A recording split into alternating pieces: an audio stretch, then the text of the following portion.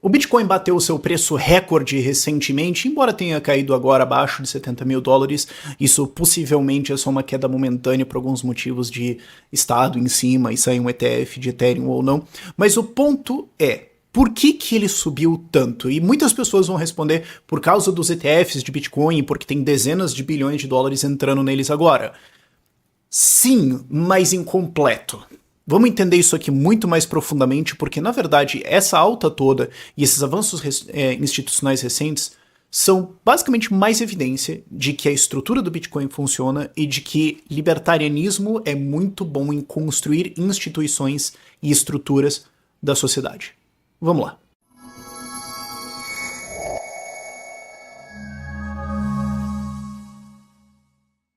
Recapitulando, caso você não tenha visto recentemente, tá aqui o gráfico na tela para você, o preço do Bitcoin fez uns negocinhos aí. Desde janeiro, onde ele estava ao redor de 40, 45 mil dólares, ele subiu até um pico de 74 mil dólares, batendo o seu recorde histórico. Depois deu uma queda agora para 60 e pouquinho, mas dependendo de quando você viu esse vídeo já foi, ou alguma coisa assim. Mas o ponto é, teve uma alta muito forte nesses últimos 2 meses. E isso se deve principalmente pelo fato de que foram aprovados ETFs de Bitcoin lá nos Estados Unidos que permitiram que dezenas de bilhões de dólares entrassem em investimento nisso. Vamos dar um passinho para trás. O que é um ETF? Um ETF é um fundo que se expõe a alguma coisa. Então, digamos que você quer comprar alguma coisa, mas comprar ela é muito complicado, ou é muito difícil de acessar, ou você precisa diversificar entre várias coisas e você realmente não está afim de fazer isso. Então, por exemplo, um ETF de urânio. Eu quero estar exposto ao mercado de urânio. Então eu vou ter que comprar mineradoras e quem produz, eu não sei o que, eu não sei quem são. Chato demais. Então uma empresa chega e fala, olha, eu vou fazer toda essa avaliação para você e vou montar uma carteira de um troço aqui que é sobre urânio e você só compra ele, pode ser? ETFs originalmente surgiram por causa disso. E o que eles existem para Bitcoin é que, para muitas pessoas comprar Bitcoin, se registrar, fazer o processo é meio chato, embora para nós talvez não seja, mas pessoas de talvez um pouco mais idade avançada, ou talvez não exatamente a faca mais afiada da gaveta em termos de tecnologia, pode ser meio chato. E depois tem todo o problema de custódia, quer dizer, eu vou comprar uma Bitcoin, mas aí como é que eu guardo isso? Eu vou guardar numa cold wallet na minha casa, mas e se roubarem minha casa, ou ela pegar fogo, eu sou burro e eu perdi ela, ou coisas podem acontecer. Então, existe o produto do ETF para bancos falarem, olha, eu compro para você, a gente guarda aqui, tá tudo bonitinho, você pode declarar isso mais fácil, é mais simples, só me dá o dinheiro e acabou. E para muitas pessoas isso tem um valor.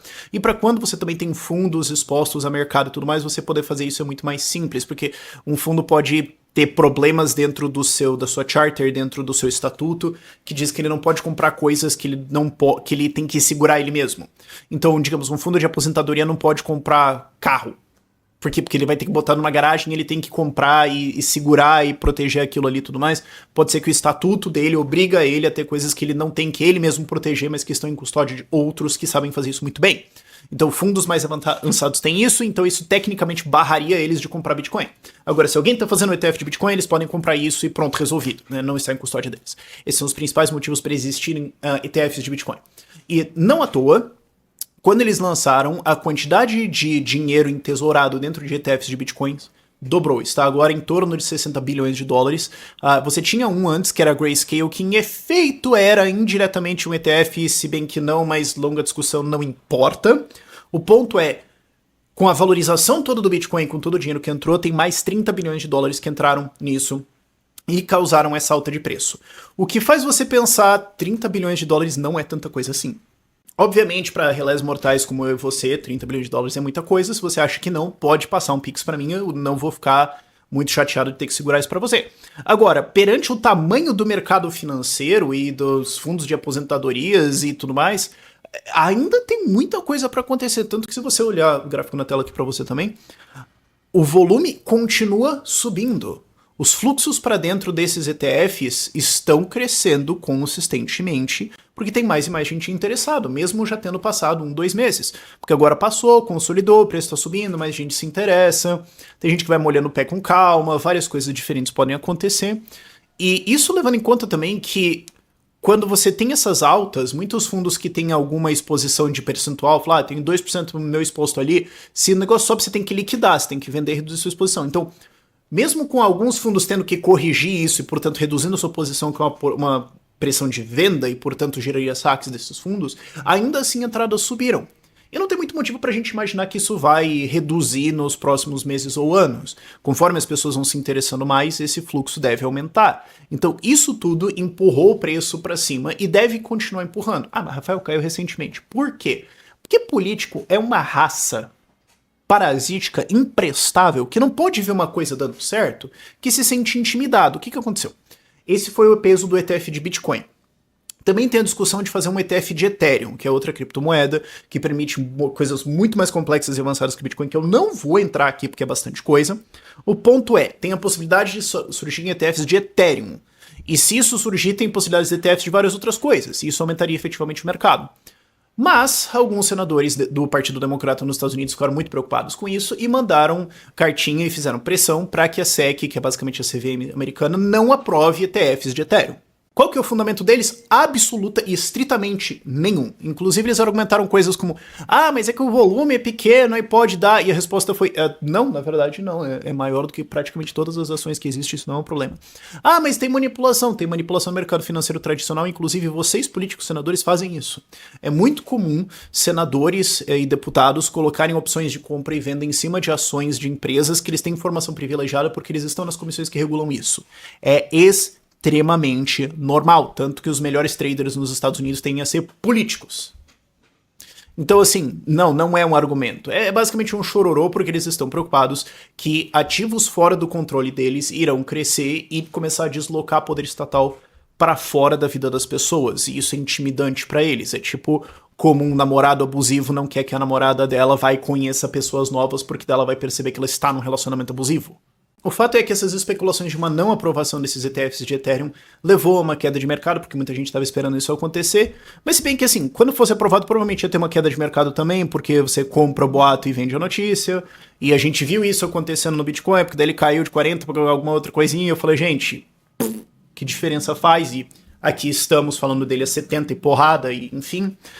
Mas isso gerou uma queda momentânea no mercado, acontece a vida, coisas vão retomar, porque você continua a dinâmica de oferta e demanda. Existe uma demanda alta e crescente, enquanto a oferta de criptomoedas vai caindo, a oferta de bitcoins vai caindo, porque a quantidade de bitcoins disponíveis em circulação para ser vendidos para essas novas mãos vai reduzir. Especialmente com o fato de que o halving, que é a queda pela metade da recompensa de mineração do Bitcoin, quando você minera, você recebe uma recompensa. Novas moedas são criadas até um limite máximo de 21 milhões. Isso vai caindo a cada 4 anos. Então vai ter uma queda de recompensa de novo, o que vai afetar essa dinâmica de oferta e demanda. Fora que conforme a quantidade de bitcoins em circulação que estão disponíveis à venda cai, você vai ter uma pressão de preço para cima. Tanto que existem algumas especulações que você pode ter um problema de liquidez ao redor ali de setembro. Eu não estou falando isso aqui como fato ou tudo mais, eu estou dizendo, pessoas estão começando a fazer essas contas. Então temos uma pressão extremamente relevante aqui. Mas aí você pode pensar, mas então, para eu comprar ou vender, o que eu faço? Então, essa é a parte do vídeo em que eu tento te vender alguma coisa, ok? Tem um negócio que eu queria há muito tempo ter aqui, eu já tive no passado, mas descontinuaram o produto por motivos que não tem nada a ver.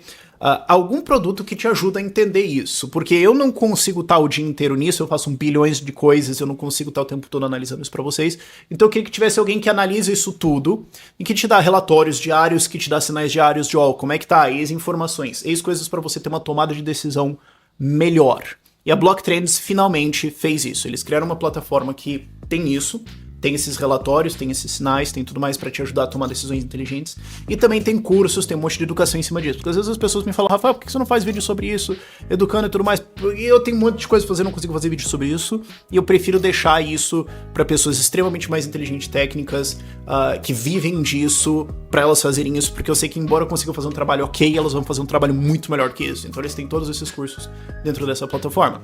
E isso, a plataforma completa, a assinatura anual, custa R$150 por mês. Então, o que você pode se perguntar é o seguinte: qual que é a chance de eu fazer uma cagada por mês de R$150? Sabe, se você tem R$15 mil investindo em Bitcoin, isso aí é 1% do seu patrimônio. Qual que é a chance de você fazer uma cagada de 1% do seu patrimônio por mês? E vamos combinar que se você tiver comprado ou vendido numa hora, não é nem errada, mas assim, subótima ao longo dos últimos 2 meses, já pagou isso aí, Muito mais, muito mais. Quanto mais alto o valor que você tem, mais irrelevante é esse custo. Então, finalmente, eles têm esse produto. O link para ele vai estar no QR Code aqui na tela que estava desde que eu comecei a falar, porque agora a gente vai fazer as coisas assim. Mas também tem um link na descrição. E, obviamente, também a gente recebe uma comissão nisso. Então, não só você tá melhorando o seu entendimento de Bitcoin, de outras criptomoedas, mas você também tá ajudando a financiar a liberdade. Então, duas coisas boas na mesma. Mas tá, mas por que os caras estão em Bitcoin em primeiro lugar? Mas por que os ETFs, por que os fundos estão nisso? Que é o que eu tava falando lá no começo. Vamos voltar nisso aqui, porque é como você falar assim, mas um filme, tem muita gente indo ver um filme que ele ganhou um Oscar. Tá, mas por que ele ganhou um Oscar? Por que teve esse interesse todo? Que é por isso que no longo prazo, embora você tenha esse dia ou aquele ruim, alguma notícia, alguma coisa assim, por que no longo prazo a gente tem um otimismo sobre isso? Porque o Bitcoin é uma aposta de, no fim das contas, os governos serão irresponsáveis e vão imprimir um monte de dinheiro. Para você ser contra o Bitcoin, você teria que acreditar que todos os políticos vão virar o Javier Milei e cortar o orçamento pra caramba e balancear tudo e parar de imprimir dinheiro. E embora a gente tenha o Javier Milei, é meio difícil de acreditar que isso vai acontecer no mundo todo, ou no mundo todo amanhã. Por mais que isso possa, nos nossos sonhos, acontecer, eu não vejo isso levando menos do que 50 anos, ou alguma coisa assim, sabe? E não, obviamente, em todos os lugares. Então, é a aposta de que políticos vão tentar controlar o sistema financeiro e as transações para controlar a população. A China já faz isso. No Brasil, existe perseguição financeira contra a oposição também. Bitcoin é a aposta de que Estado e corporações, bancos, etc. vão tentar manipular a moeda para os ganhos deles contra você. Se você acha que eles não vão fazer isso, que eles são pessoas fantásticas, sinceras, amadas, perfeitas e que não vão abusar desse sistema, então, shorta Bitcoin, velho. Pode ir lá, véio. Seja feliz. Agora, se você sabe que esses caras não tem o seu melhor interesse em conta, que eles não estão pensando em você, eles estão pensando neles, Bitcoin é a solução para isso. E o que a gente viu ao longo dos últimos 15 anos é a evolução desse sistema. Porque isso aqui, isso que eu acabei de falar, é a mesma coisa que a gente que defende Bitcoin tá falando há 15 anos. Não mudou. O que mudou é o quão bem sucedida é a execução da ideia.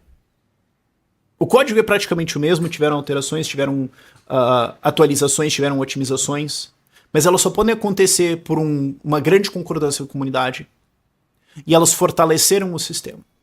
Então, em vários momentos se duvidou, mas isso aqui vai só ser dinheiro do crime, não sei o que. E hoje as estatísticas mostram que o dinheiro de banco, o dinheiro convencional, tem muito mais crime dentro do que criptomoedas.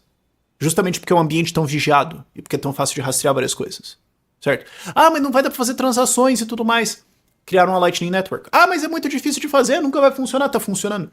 Mas tem alguns defeitos. Cara, você tava 5, 6 anos atrás falando que isso aqui jamais ia sair do papel e tá aqui, nós estamos andando. Tem coisas pra melhorar sim, mas nós estamos melhorando. Todos os desafios, todas as dúvidas que todo mundo colocou em cima foram respondidas. E são respondidas de maneira cada vez melhor, criando um sistema cada vez melhor, que atrai cada vez mais gente. E isso vai subindo os níveis de complexidade ou exigência da sociedade de aderir a alguma coisa. No começo você vai ter só a galera que adora o negócio e é super técnica e nerd e tudo mais, e com o tempo isso vai crescendo em adoção e crescendo em facilidade de uso, até eventualmente a sua avó achar isso uma coisa tão normal que ela nem mais percebe que está usando. Claro, isso leva um tempo, mas é isso que nós fizemos, é isso que aconteceu até aqui. E por que isso aconteceu? Porque libertarianismo é muito bom em construir instituições. O que é uma instituição? Uma instituição é algo que surge da cooperação, da interação livre e voluntária entre humanos, e cria um espaço, cria regras, cria coisas, cria um conhecimento interno de operação daquilo, que resolve os problemas dessas pessoas e que vai crescendo na sociedade em adoção e importância conforme ela melhor resolve os problemas dessa sociedade. Então a família é uma instituição, escolas são uma instituição. Claro, escolas podem ser sempre melhoradas, claro, mas são uma instituição. Da igreja é uma instituição. O descanso do fim de semana é uma instituição. Você tem várias coisas que classificam dentro dessas de ser uma instituição, ser algo que resolve os nossos problemas. O mercado, o livre mercado é uma instituição, essas coisas todas. Bitcoin é uma instituição. Bitcoin busca resolver um problema, foi uma proposta feita por pessoas, muita gente duvidou, e está funcionando, e está crescendo. Porque ela é feita de uma maneira libertária. Porque ele é feito de uma maneira libertária. Participa quem quer. Quem participa tem um stake nisso, tem o seu na reta, tem o skin in the game, e tem um incentivo a fazer isso funcionar, porque ele sai ganhando.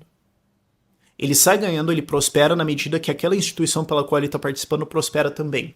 E o jeito que você faz isso é de maneira cooperativa, adicionando a isso. E as regras dessa instituição são construídas de tal forma que isso exclui maus participantes e premia bons participantes. Tanto que existem más pessoas, existem pessoas que tentaram mentir, enganar, fraudar de várias formas diferentes, e elas não foram bem-sucedidas. E a instituição melhora conforme o tempo passa, porque ela é feita de maneira voluntária com os nossos interesses em melhor conta, e não feita por políticos de forma coercitiva, com os interesses deles em prioridade e você pagando a conta. Então é por isso que não só é uma instituição bem-sucedida, ela é cada vez mais bem-sucedida e cada vez é mais adotada, e é por isso que políticos estão tão desesperados e estarão ainda mais para acabar com isso aqui. Vários links para você aprender mais sobre estarão na descrição.